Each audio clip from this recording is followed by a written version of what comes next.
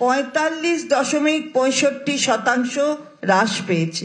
অর্থাৎ এটা আমরা বলছি না, এটা বলছে কে? Periodic labour force survey. আমরা কৃষিজাত দ্রব্যের উৎপাদনের ক্ষেত্রে প্রথম স্থান সারা দেশে অর্জন করেছি।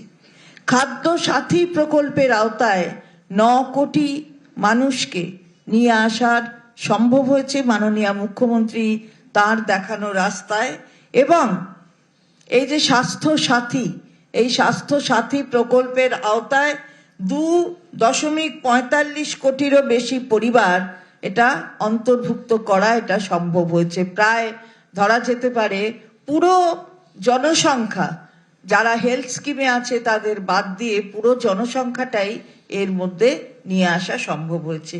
এই যে কাজ হয়েছে, ইনস্টিটিউশনাল ডেলিভারি থেকে শুরু করে অন্যান্য কাজ, সে কাজ তার তথ্য আমরা গতকাল যে বাজেট পেশ করেছি তার মধ্যে আমরা দিয়েছি। এবং 94টি সামাজিক প্রকল্প। অনেকে বলেন যে কি প্রকল্প, এই প্রকল্প, ওই প্রকল্প, এটা ভিক্ষা, ওটা অনুদান। আমার দেশ, আমার রাষ্ট্র ওয়েলফেয়ার স্টেট, কল্যাণকর রাষ্ট্র, এটা মনে রাখতে হবে। কল্যাণকর রাষ্ট্র। আমাদের সংবিধান কিন্তু আমেরিকান কনস্টিটিউশনের সাথে তার কোনো মিল নেই। আমেরিকায় যেভাবে চলে কনস্টিটিউশন, সেভাবে তার সাথে আমাদের কনস্টিটিউশনের মিল নেই। আমরা ওয়েলফেয়ার স্টেট।